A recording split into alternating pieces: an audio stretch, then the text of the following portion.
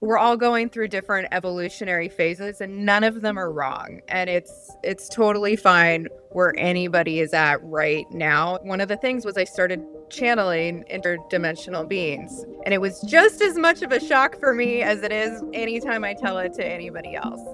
I don't know about you, but I didn't get to a place of feeling good about myself without having some massive ego deaths and having to like really accept some ugly things or experience trauma and like just learn to be okay with it. It's so much more than just go to a plant ceremony and just like call it a day. Amber, if you met somebody at a neighborhood picnic or barbecue and they asked you what you do, how would you respond? Ooh, I guess that would be, what neighborhood am I in? Right? Fair enough, yeah. I know. For people that like are kind of new to this information, I like to just sprinkle it in with like oh, I do like, past life regression. And when they're like, oh, what's that? Then I like kind of will open it up a little bit more because when you just come at people with like, oh, I'm like a psychic medium that talks to like the other side, and I tell you to like guide you back to talking to like, your own higher dimensional like self, they're like, what? What? It's like a lot. It's like people's brains like frazzle. So I go with that because I feel like most people at this point are familiar enough with like what a past life regression is, right? Because if I say, then they kind of go into like, oh, like hypnosis. And I'm like, yeah, kind of, not really, yeah, Yeah, I think it's really important to meet people where they're at yeah, and to try to actually connect with somebody, because if you're actually going to try to get some information across, I think the first thing that needs to be established is a connection and rapport and a trust, at least some degree of trust and mutual understanding that we're speaking the same language totally. and we're on the same page, at least to a certain degree. And I think once you establish that, then it becomes much easier to start to communicate more nuanced ideas and concepts, and maybe let that person lead and kind of guide the conversation to where they feel comfortable, and then Absolutely. start to sprinkle in little things here and there, and see how far they're Absolutely. willing to go and where their boundaries and where their comfort level is. Totally. I'd say a great example of this is I had somebody a couple weeks ago. They kind of knew what I did and they were like, so like tell me more about it. And I was like, well, like lots of past life regression and this and that, just again, like going very slow. And she got like really upset and was like, well, I don't believe in it. I don't believe in like we live multiple times. And I said, that's okay.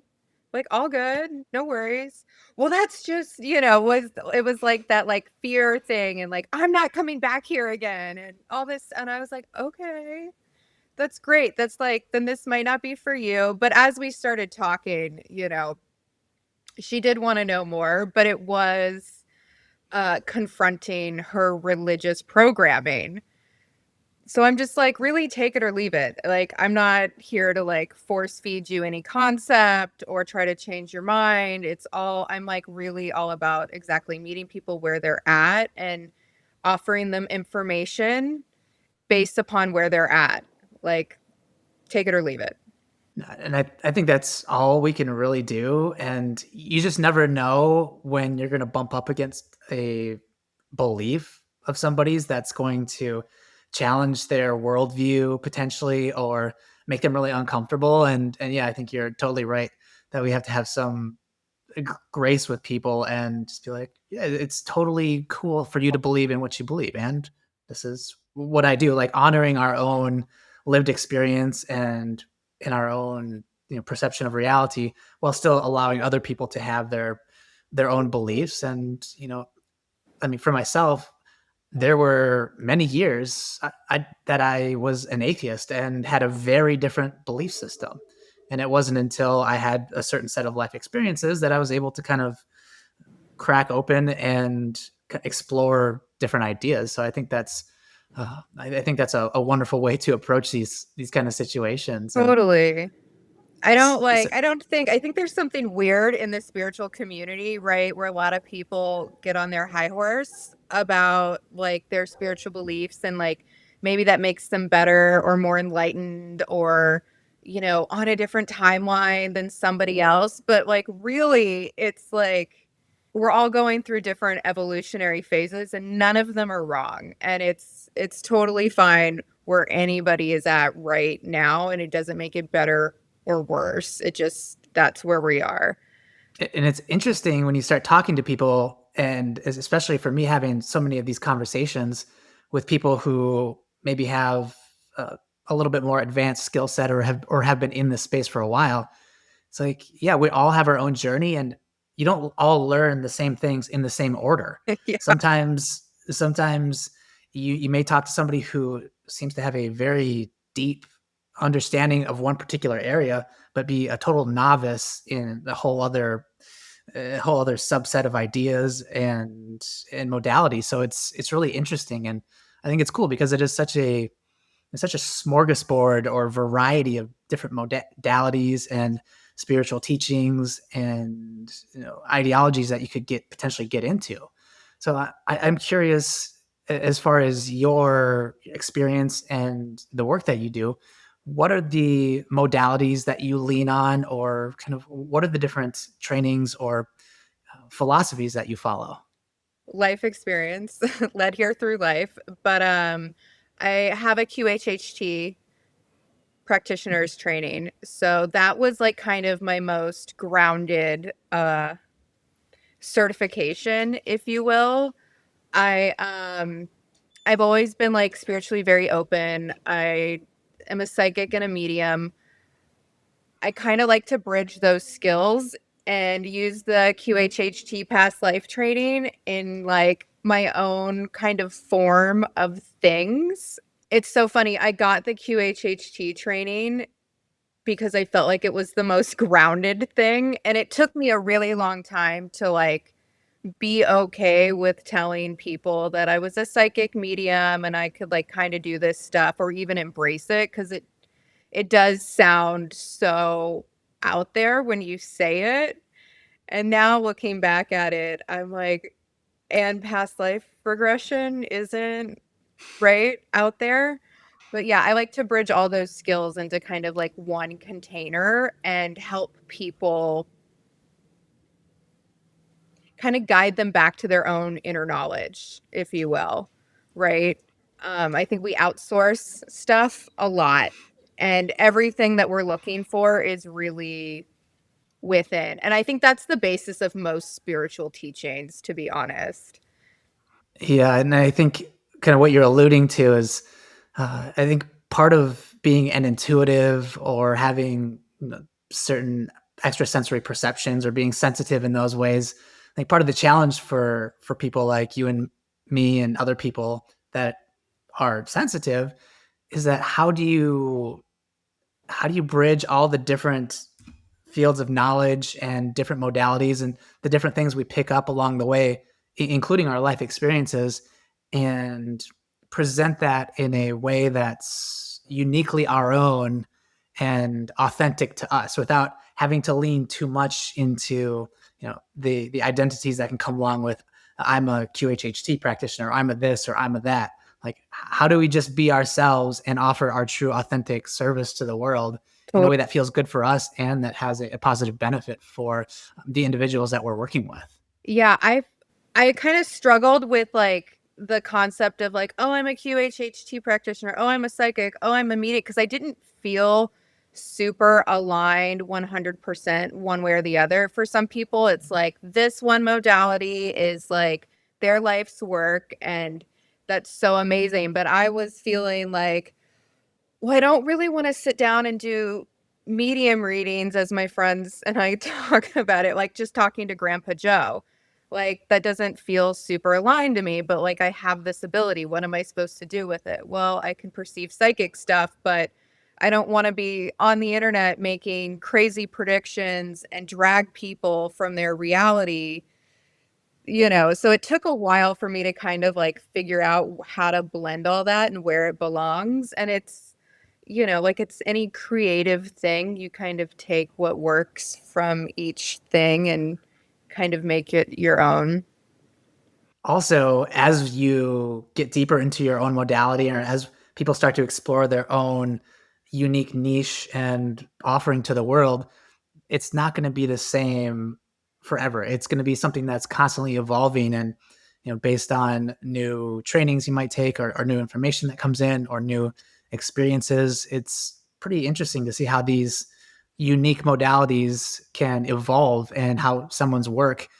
I'll talk to somebody a year later after doing an interview with them, and they're doing something similar but completely different in a lot of ways. And just to see how this kind of work evolves along with the expanding consciousness and the shift that's happening in the consciousness of the collective. It's sort of a microcosm to the macrocosm. It's everything is always shifting, but we're experiencing it and manifesting that in our lives through our practices and our different offerings. Totally. I love that. I tell people I never like I love learning more. I'll take another workshop from like another psychic. I'll take, somebody's training. Like I love seeing also other people's the way they teach or they go about something.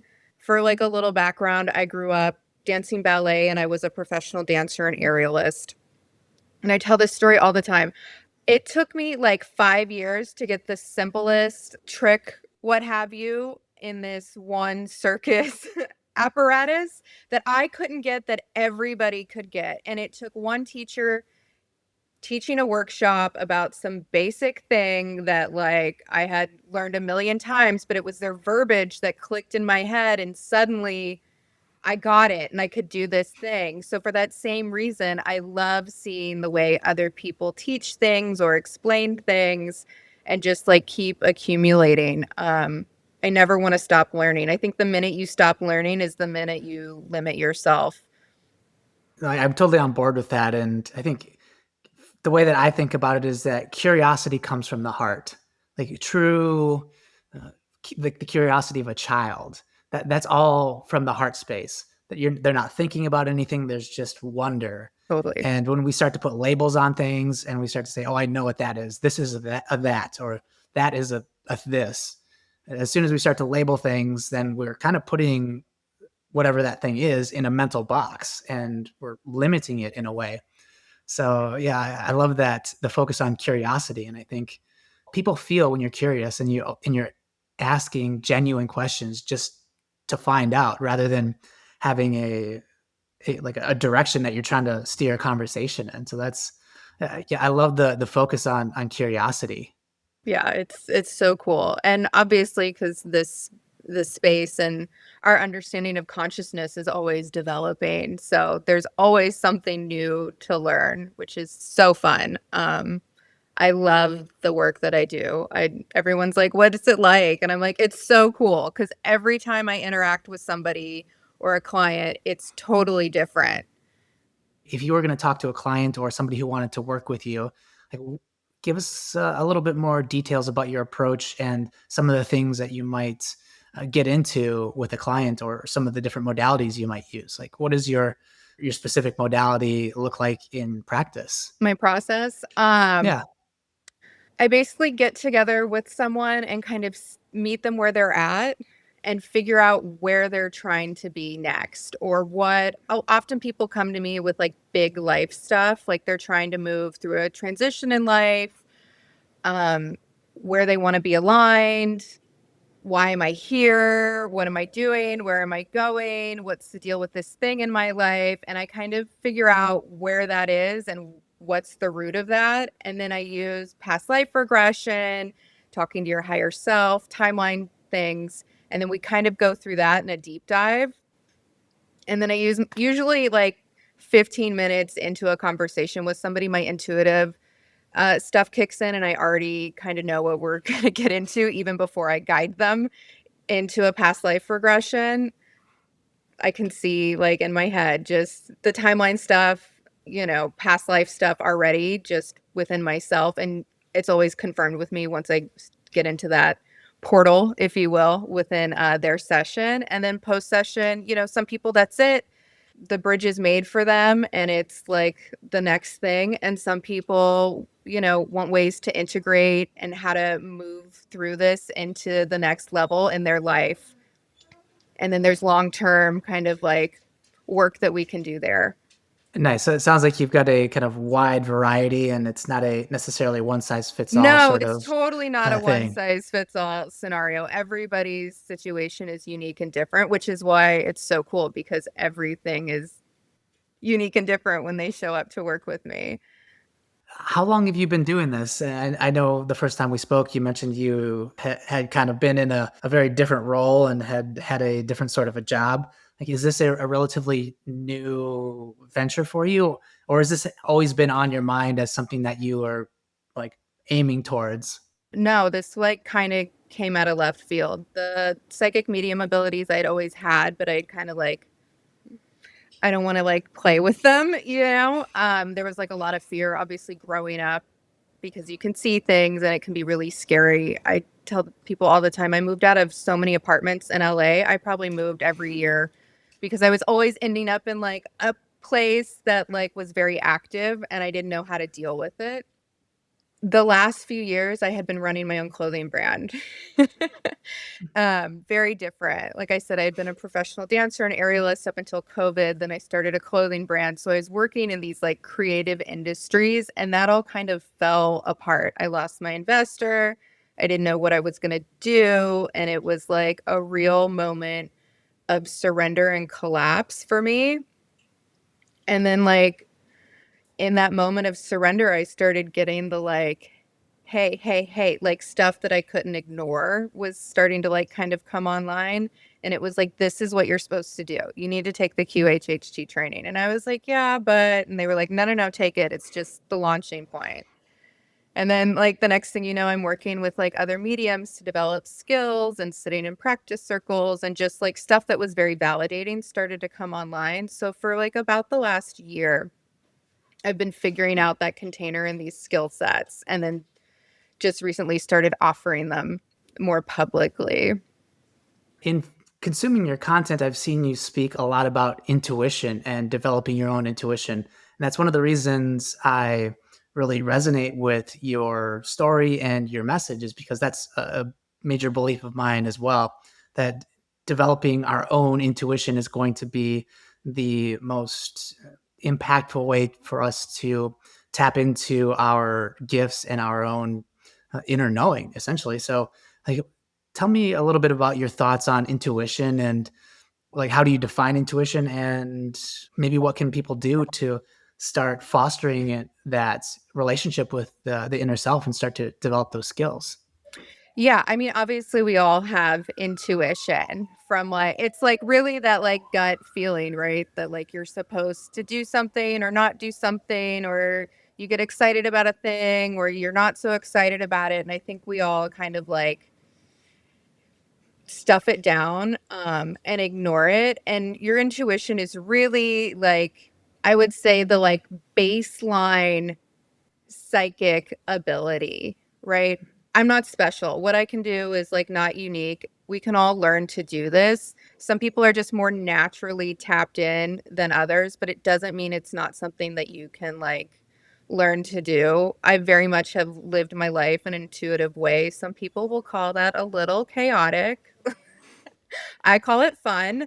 But yeah, it's just when you're really tapped into that and like your own body and how that feels for you, you make choices vastly different, right? Right now is really, really chaotic time on the planet, and it can look very, very scary if you're watching a ton of news or scrolling and seeing stuff. And people are like really outsourcing, looking for help and answers when everything really is just within you. Like it's now more than ever, I think is a really important time to develop that own inner compass, like your own intuitive guidance, because the outside world is so crazy. Like really, really unhinged. And it's hard to discern like what's real from what's not. And, you know, if you're tapped into like your own inner knowing, you can just be like, yeah, I don't, whatever, and like move on, right? And not get so wrapped up in it. How I've been looking at it is we're moving into the age of Aquarius, and I think everybody is experiencing and noticing that there's a shift in energy happening, and something is happening on a collective level. There's so many people are waking up and turning on and tuning into their own specific gifts. And if I zoom out and look at a meta level, it's like, okay, the old way of doing things, the top down hierarchical sort of structures in our society, they're all falling apart. The banking system, the economic system, the educational system, like the religious systems, like that energy is just not being supported on our planet anymore. It's moving towards more of a communal, self-sufficient, self-governing, trusting one's own intuition and one's own inner knowing rather than, as you said, outsourcing that to a priest or a guru or a religious figure. I think we're at a time where people are becoming independent initiates, as Rudolf Steiner would say, like we're everybody's finding their own path rather than following a predetermined path that was set by somebody else. So I think that's really powerful and a wonderful message to send to people, and an example to set for people. Like you don't need all the stuff and all the systems and the way things had been done before. It's just not as necessary now. We all have the capacity to figure these things out on our own. I absolutely love that. You know, my thoughts on like, oh, everything's collapsing and the world's falling apart. And I'm like, yeah, but I don't know about you. That's happened to me a bunch of times. And every time I'm like, oh, this next level was so much better than the one before. Or I worked through something and now it's like working differently. That's just kind of like where we're at in society. And I do know I can see it based on clients coming in. We obviously had a really huge collective awakening 2019, 2020, but I think we're in the midst of another really big waking up based upon like the people that are, you know, coming to me and the clients that are starting to pop up and, you know, people that thought I was totally crazy 5, 10 years ago are now like, wait, what's going on? And I'm like, yes, welcome. We're so glad you're here. I can't wait. Unplug and plug back into yourself. This is great. And I think that's a beautiful thing to point out and a wonderful awareness. I always think of a baby that is being born. It probably thinks that the world is ending and that everything it knows is falling apart and what is going to happen next. It feels like a tower moment, like, oh, it's all over. And then in one way, it is the ending of one part of that baby's life cycle, but then it's a beginning of a whole new journey. And I think it's important to remember and to keep in mind change is constant. Things are always breaking down and being built up. I have a garden, and love being out in nature and just being in the garden because it's a constant reminder. I've got the compost pile right there, the food that I harvested the year before, the leftovers are now in the compost pile, and what's in the compost pile next year is going to go into the garden, Yeah. and Full it's just cycle. a full cycle, and that's part of it. And if something's it's all a perspective. It's like, is it really breaking down or is it just something new starting? I think Yeah. that's Transitioning. I think, yeah, I think it just depends on how you look at it. totally. I'm pretty sure there's like some scientific explanation in the back of my brain that explain, like you can't destroy matter, right? It just transitions into the next thing.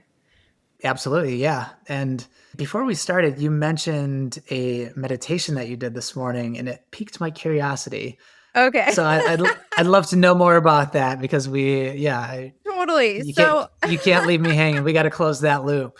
part of me being pushed into this work, there was a series of things that were like really out there that happened. And I don't talk about it that often because it's still, even though I partake in all of this, it still feels like a little like, am I crazy? Even still. Um, So one of the things was I started channeling interdimensional beings. And it was just as much of a shock for me as it is anytime I tell it to anybody else. I wasn't a particularly good meditator before. I was like, yeah, okay, meditation, like whatever. And then yeah, like this being came through that's me in like a different lifetime, and I was doing different work but similar to like my purpose work here. And so that was like kind of crazy. Fast forward to this morning, somebody new came in. And again, every time I meditate, this doesn't always happen. And it always still, again, feels like a surprise every time. So this morning I was having a meditation, and I've been working on strengthening my channeling ability, which is really more embodying consciousness and like kind of merging with the consciousness versus maybe kind of medium style work, which is just being open and receptive to the information and letting it flow in. Another being came in, higher dimensional being, felt very male. Like I kind of got a name, but like not a full name. And I was like having a conversation, and it kind of felt like, and sometimes this, just to take away some of the mysticism for people, it does feel a little bit like you're having a conversation with yourself. I do have clairaudient friends where they're like, it's vastly like a different voice. For me, it's still kind of the same voice, but speaks to me in a way that I wouldn't talk to myself, right? So this being comes in, it's a higher dimensional being, masculine, talking to me kind of dad vibes, right? Like loving dad vibes, giving me these like very loving messages. I'm like crying.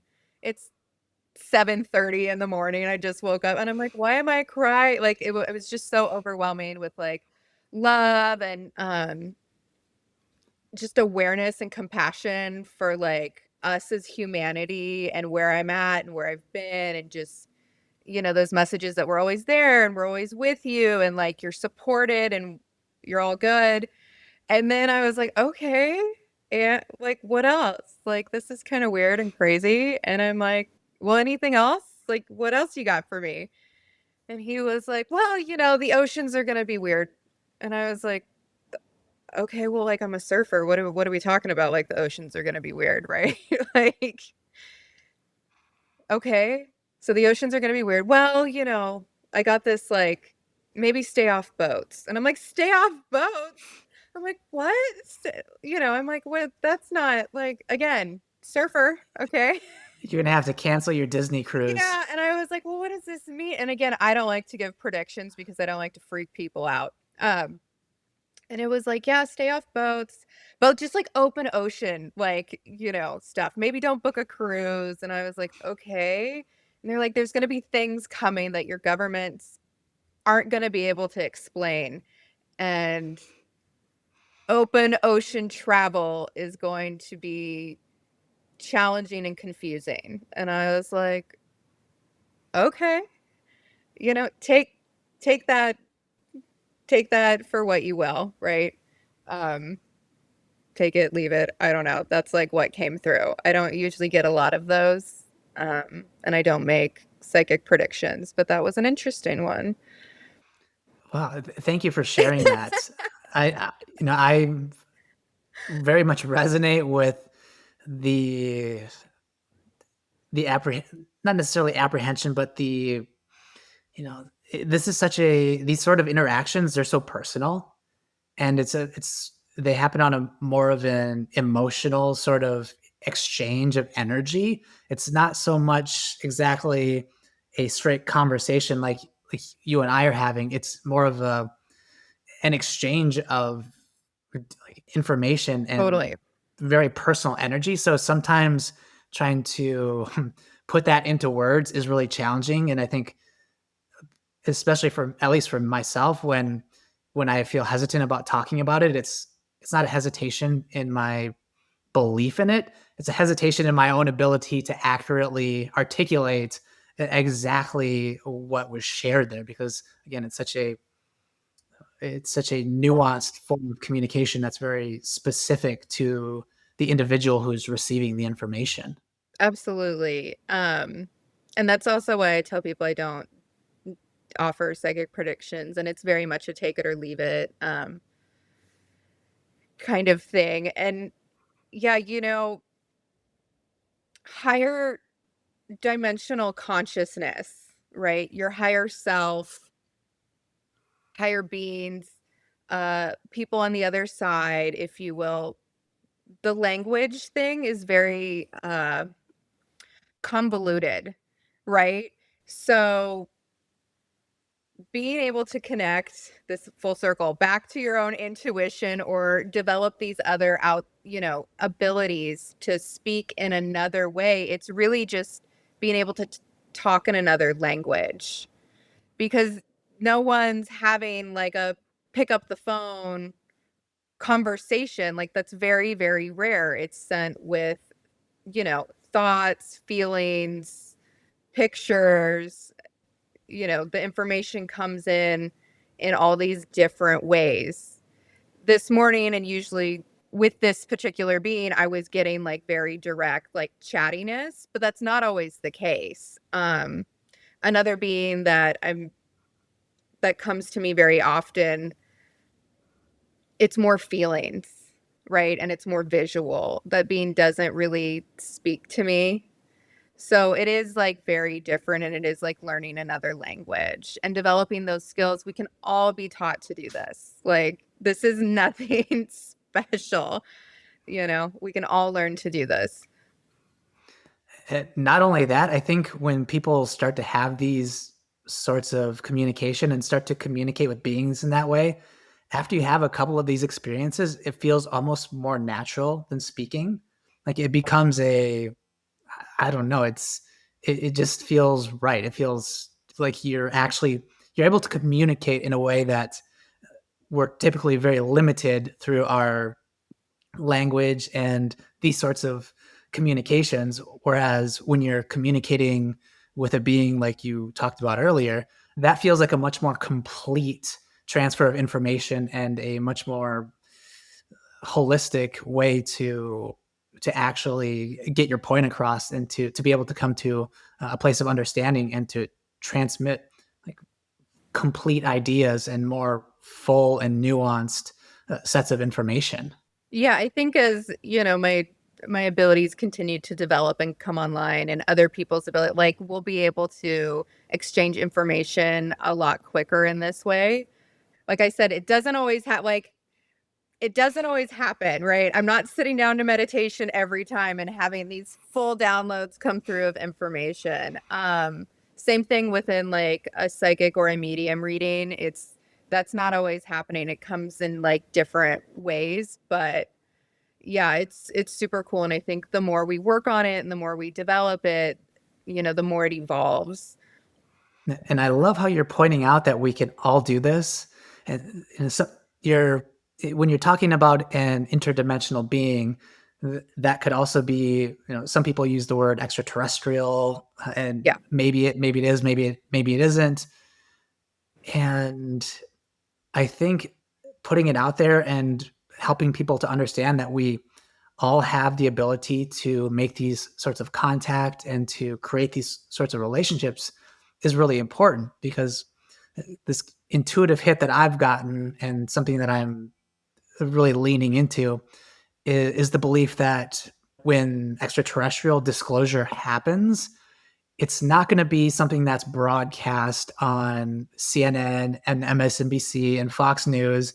It's not going to be a saucer landing on the front lawn of the White House and they're like, oh, they're here. Yeah, that'd be It's like, cool, but yeah, I it'd be cool, but don't. like my intuition on this is that it's like there are so many people and a growing number of people who simply don't trust those sources of information for good reason.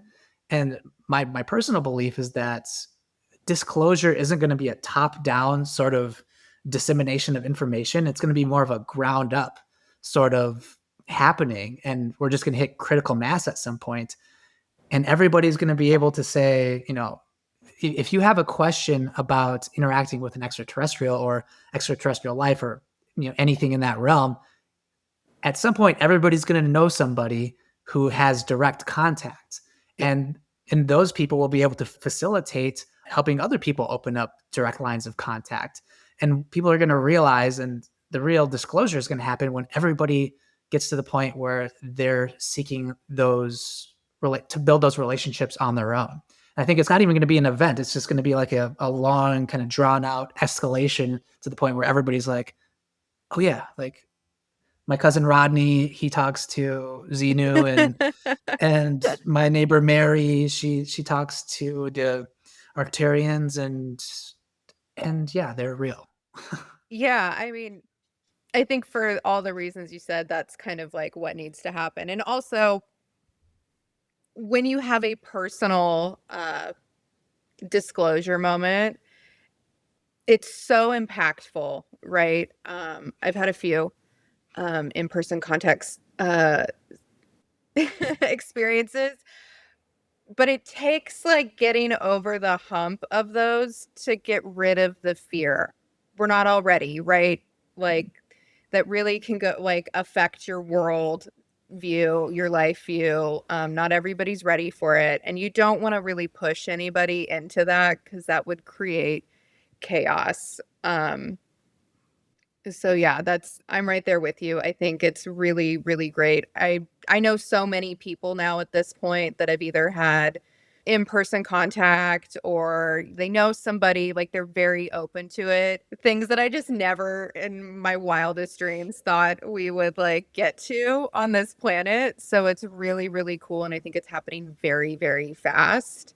And yeah, when you go back to the news, I would like, who would trust it, right? With like the AI, again, your intuition being so important, you know, the AI, you can hardly trust what you're seeing on social media or the news now, or what they were doing with like the drones, like what was it a couple months ago, and they're trying to like what was that? So Over New Jersey and yeah, the Northwest. when you're like, okay, and what?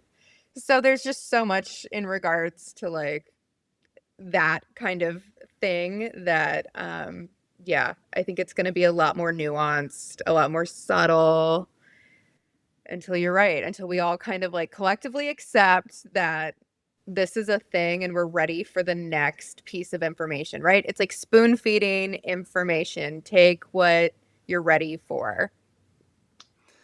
Yeah, and there's a Buddhist teaching that emphasizes giving somebody information that they're not ready for can be traumatic or actually detrimental to that person. And when I heard that, it just clicked with me. I was like, oh, like sometimes I might just have to pump the brakes, and like it became clear in my mind, like, oh yeah, like challenging somebody's worldview in a really abrupt and potentially like abrasive way to say, no, this is the way it is. This is true. This is like, that is potentially not going to be effective and is going to even push the person in the wrong direction, Absolutely. or make them like retract and not open up. That's something I try to keep in mind. And again, meeting people where they're at, and knowing that there are potentially things that I could say and subjects that I could bring up that would actually cause this person to close down and not be open to the reality of what I'm saying. And if I approach this in a more gentle way and maybe take some time to ease our way into that, that is maybe a more effective approach at communicating some of these more nuanced or not mainstream ideas. Totally. And I think we talked about this briefly before today's conversation, but kind of the spiritual or, the metaphysical communities could just dial it back just a little bit for people that are just trying to like get on board with the program, right? Because it can almost turn them off to opening up into this experience or accepting, where they're going or to receive information. Sometimes the language can be really important and understanding why, right? the science has caught up to the woo woo very quickly. So things that like spiritual people have been talking about for hundreds of thousands of years, science is finally able to explain. So just kind of sometimes I like to just pull it back a little bit for people and give them the in between, you know?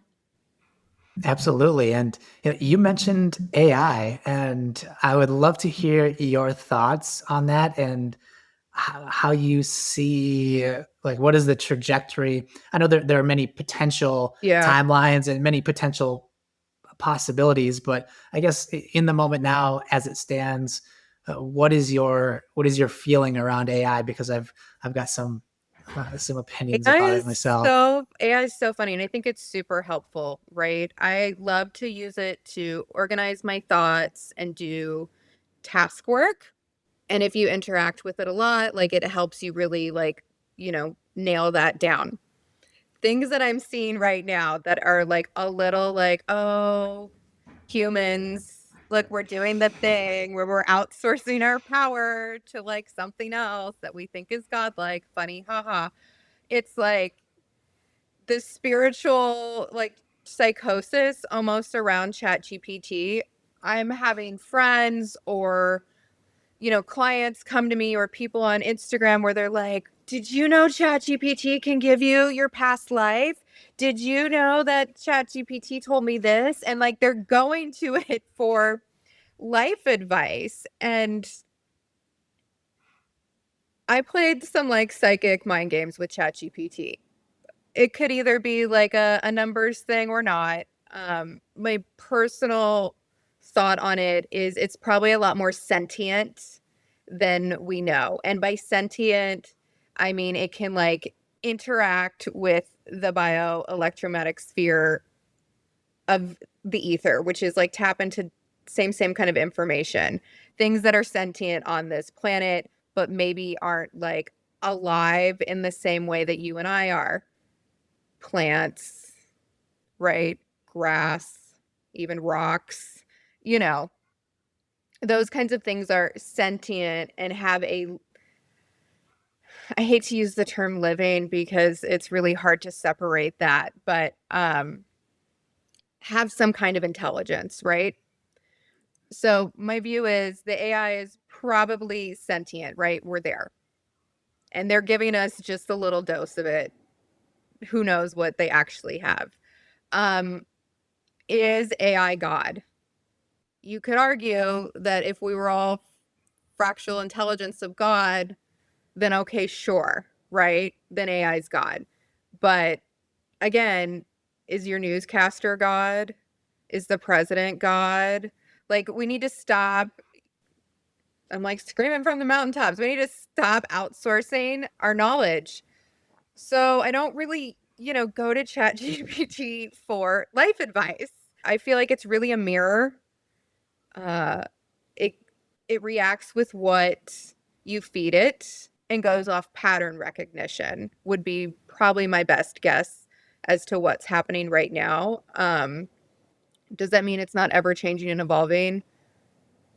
No. Who knows the capabilities and where we're going with this? But I don't, obviously I do. I work in the quantum, in the ether, in the otherworldly realms. So why am I going to AI for something that I can do myself?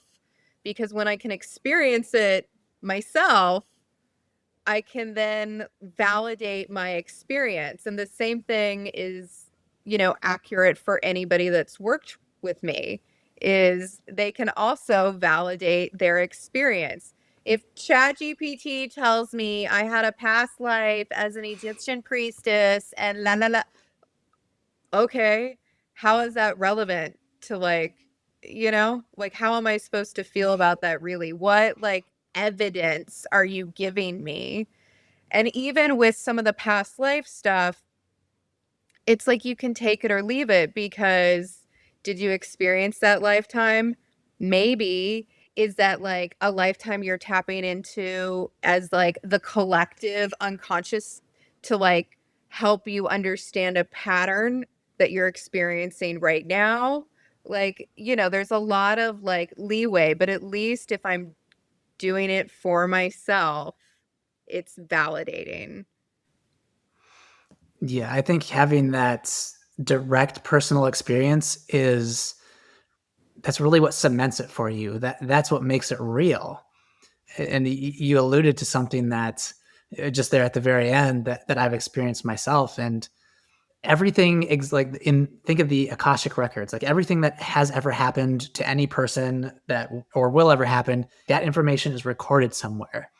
And often we think about past lives as going back and seeing our own past lives, but something you alluded to is that we could potentially be tapping into somebody else's past life, or maybe something we didn't directly experience ourselves, and seeing that information or gaining access to that information, and maybe it's a little bit further from us. I know I've had that experience where it was very clear to me that I tapped into somebody else's past life, and I'm like, oh, this is because I've done a lot of past life work Yeah. myself, and it felt foreign. I was like, this is familiar, but this isn't my energy. And I think I was working with psilocybin, I think, and I came away with it like, oh, I needed to learn something from that. There was something in that experience that I could learn from, and it really didn't feel like me. So that kind of opened me up to realize like, oh, we have the capacity to tap into much more information and a much broader field of information than I think even a lot of people are aware of. And I think even some intuitive people think of it as, this is my lane, but Yeah. reality, we have the capacity to tap into anything, Totally. It's which so vast, right? and when you think about that we have that capacity, it's like, okay, yeah, and AI is here. So do we take the time and energy and effort to develop that skill within ourselves, or do we outsource that potentially to a computer and allow the computer to do that for us? And what's going to be most beneficial? I think there are certain things, as you said, that are it's like appropriate, or it makes more sense to outsource, and certain things it's like I think it's important to have boundaries and to get clear within yourself. What am I willing to outsource and what am I not willing to outsource?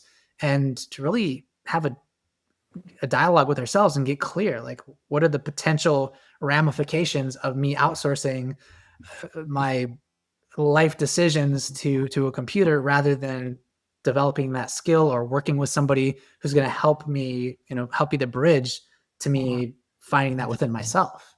Absolutely. It's the same thing. Like, do you want to give your government more control over you? Do you want to give your partner more control over you?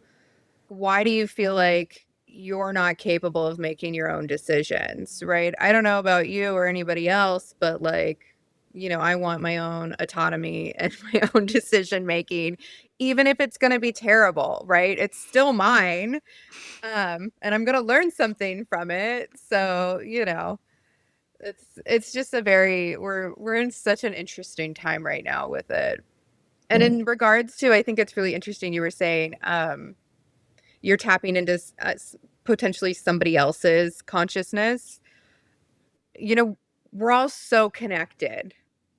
Like, I like to envision like it's like we're all connected by like this like vast spider web of information, and you can pull from any which way, right? If you can understand how to read that information.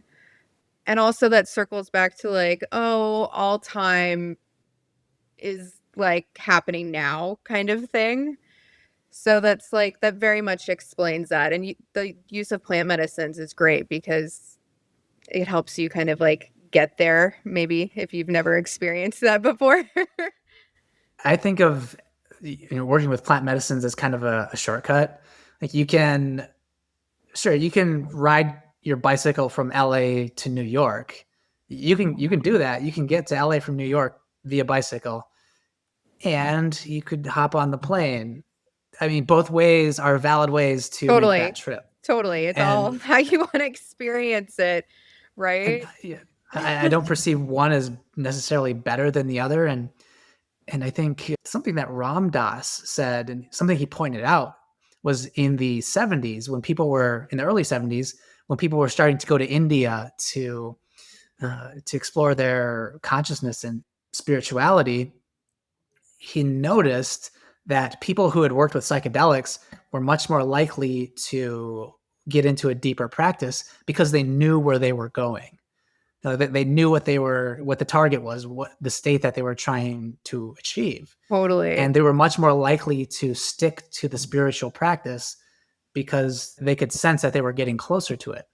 Whereas the people who had never used psychedelics to tap into that or to touch that, they didn't really know where they were going. They couldn't tell if they were making progress, and they were much less likely to see it through and to develop further.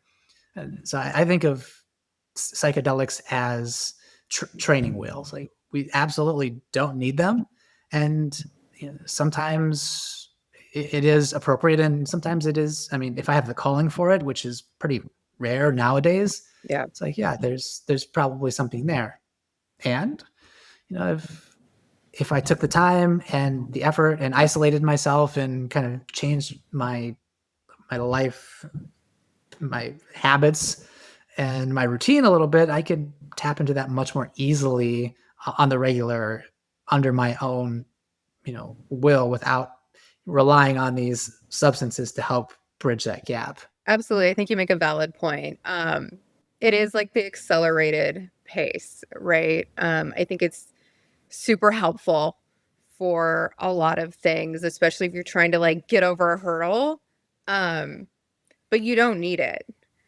I like it all, right? I had my girlfriend told me, she was like, "Oh, the kind of work you do is kind of like if somebody were to take plant medicine but without like doing the drugs." And I was like, yeah, exactly, because it is the same. You're getting the same thing. You're getting into that state. It's the same kind of work being done, right? But we don't necessarily have to take the plant medicines. I'm so sensitive that anytime I've tried to take mushrooms or psychedelics, it is like I'm next level on like the littlest like bitty microdose that I just like I'm like I can't. I'm like, not for me. This is like too much, too intense, too quick. But I do know some people that really resonate with those experiences, and I find them so cool every time I hear about one. I've had a whole journey with psychedelics, to the point where I was using it way too frequently. So I always like to preface that these are tools, and if you don't use the tool appropriately, it could have unintended consequences. And Absolutely. it's to the point now where it's very infrequent where I work with a plant medicine, because been I'm very sensitive as well, and I've walked that path so many times that it's kind of like I know where I'm going. I don't really need it. Sometimes it's nice to have that experience, and that peak experience, because it does shift your energy in a really tangible and profound way often. And like, there is no free lunch. You can't just get all the No, benefits without absolutely not. having to do work on the back end, or potentially uh, opening yourself up. And I mean, there's a lot of, it's not all love and light. There's Absolutely not. work that needs to be done if you're going to get the benefits. I think that's a It's not going really to just do it important for point. you. Yes, I think that's a very, very important point. There is no just like spiritual woo-woo community that's all love and light. And if that is like all you're taking in, you are missing the like the down and dirty of it, because there's duality on this planet. You know, you've got aspects of yourself that maybe aren't the most like healed, and that's okay, but we have to accept those too. And you can't, just eat a ton of psychedelics and go, "Oh, look, I'm like enlightened," without, yeah, you got to move through the lessons, right? And do the hard work. And yeah, I get like such a kick out of the like love and light thing, because I'm like, okay, but like I don't know about you, but I didn't like get to a place of like feeling good about myself without having some like massive ego deaths and having to like really accept like some ugly things or, have experienced trauma and like just learn to be okay with it. Like it's so much more than just go to a plant ceremony and just like call it a day, you know? It's like that's just like cracking the door. Every time I see a good vibes only t-shirt or bumper sticker or any sort of good vibes only paraphernalia, I just cringe. It's Yeah. like that is the epitome of bypassing. It's like it is blatantly obvious to everybody that the human experience is not good vibes only. No. There's all sorts of vibes. Some of them are good and beautiful and comfortable and inviting and enjoyable. And some of them are weird and gross and kinky and dark. Like there is a broad spectrum of energies and experiences, and to try to just focus on one. And I think it is valid that where your attention goes, your energy flows, and what you think about grows, and that is important. Absolutely. And sometimes you stub your fucking toe and it really hurts, and like that is valid, and that's part of the human experience. So Absolutely. so to just myopically focus on love and light or good vibes only, and like that is a as a mantra while also negating the other stuff is counterproductive and leads people to a place of being ungrounded and out of touch with reality.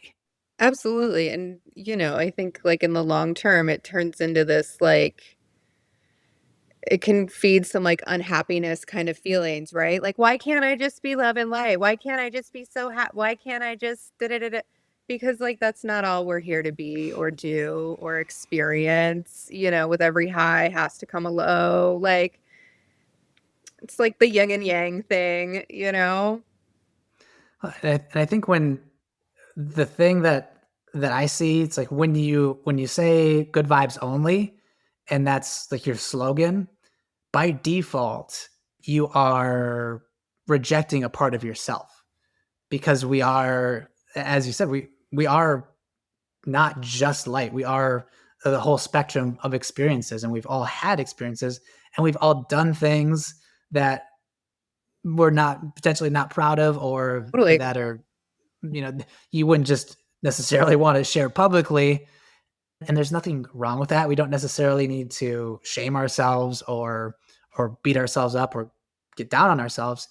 I think the challenges and the healing and the benefit comes from learning how to accept those parts of ourselves, not just try to love and light them away and pretend that they don't exist. Absolutely. Absolutely. When it comes to the conversation around like quantum physics, and I know your modality is quantum soul. What do you call it I call it exactly? quantum soul journey. Quantum soul journey. Like, where does the quantum come into that? How do you incorporate that, and how do you think about that? So how I think about it, the quantum field, right? To me, it's the same thing as like where you would go to read information in a psychic or meditative state, right? It's the ether, it's the veil, it's the void, it's the Akashic records, it's, your higher consciousness. It's this place of like energy that exists beyond the like physical scene that we can see, but has and retains all this information that you can tap into. Hence the quantum. Um, and a lot of that really was like pioneered, with Dolores Cannon's work in her usage of the term and the technique. Absolutely. I think bringing awareness to that, and it's like a subtle reminder and a subtle hint that you know we are a part of that, and that is like it's always It's there. always there. You It's can't always there. Yeah, and whether or not we're consciously aware of it, we are part of it. It is part of us, and the fact that we are part of it and it is part of us means that we're all connected in some sort of a way.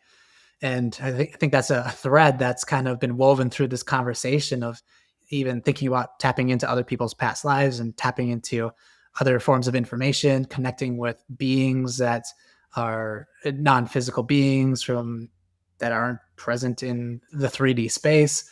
It's like there is some underlying field that connects us with everything. Yeah, And absolutely. and I think that's on one hand that might feel or seem a little bit daunting, and on the other hand it's like that's also like an infinite like potential for support. Like there's so many different aspects of reality that can support you because you're connected with everything. Yeah, I think that's a really cool way of looking at it, actually. It's like you're indefinitely supported in so many different ways. Yeah, it's just, again, it's like how I just take in information. And I think that makes it a little bit more grounded, right? Because it can be kind of hard to understand. So you're like, well, okay, we all kind of have some loose understanding of quantum physics. And like, we're all kind of catching up with that, and the science is kind of catching up. Well, it's just more information. And the day to day, like on the day to day, you tap into information that you don't see. Oh, you see like a friend and you can just tell something's off, right? That's tapping into information that like didn't directly come out of their mouth. Like when you saw them and you were like, oh, yeah, something was like a little weird. Are you good? Like it's very similar into that. We all have this like ability to just reach out and tap into this information. And, through my work, I'm guiding you to do the exact same. It's just we have to clear the noise, clear the like self-doubt, right? All that stuff. So what are one or two practical things that people can do to start to open up this channel and this connection with our intuition and our inner knowing in our higher self?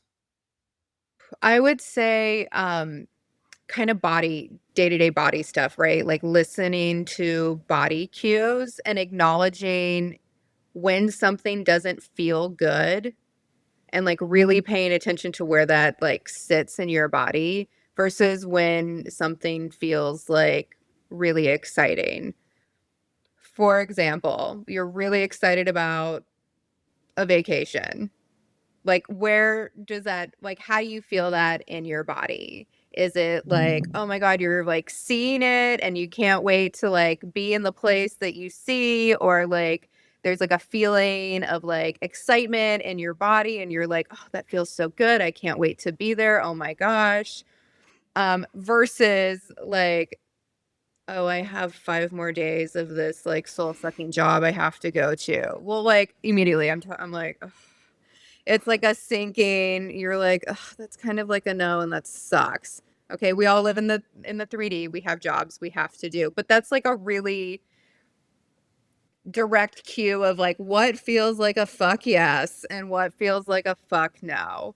And if you can identify that feeling, right, to those extremes and make kind of notice that or make decisions based upon like those nuanced feelings in your body, that's a really great way to tap into your intuition, because extrasensory abilities are so much softer, so much more nuanced than you would think. And that's why it's so hard to trust them, to be honest. I mean, I still have days where I'm like, was that a thing? Like, are we sure? But the more you practice it, the more you get accustomed to receiving that information that way. So I feel like body cues are a really great way because human baseline, right? We all kind of understand body cues. Yeah, I love that, and that's not part of my personal practice, and I guess that's not something I focus on.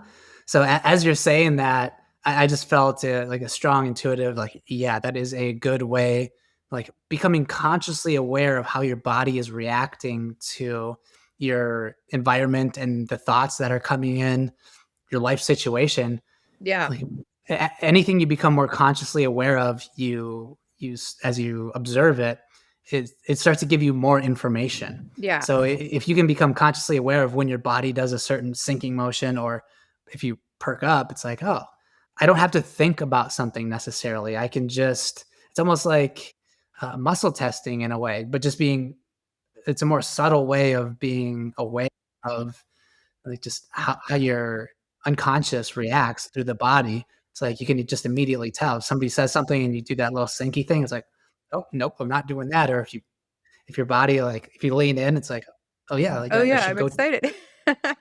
Yeah, without having to think about it and analyze it and go through this whole process of you know like trying to break it down. It's just like if you can do that in the moment, being able to bypass that whole thought process, which may lead you in a completely different direction. I think that's potentially a way to like really strengthen that. So I thank you for sharing. Yeah, absolutely. I That mean, that like really this resonates. body is like divine intelligence, right? And often our bodies give us cues to things before we even recognize them. So if we can kind of like integrate a little bit with what's happening, I think that's like a really, really great place to start. Oh, that was awesome. Yeah. Amber, thank you so much. This has been such a fun and enlightening conversation. How can people get a hold of you? Like, I have a feeling that there are going to be people who want to dig deeper and learn more about what you do. So, what's the best way for people to get in touch? Absolutely. You can follow me on Instagram or TikTok. It's Quantum Soul Doula.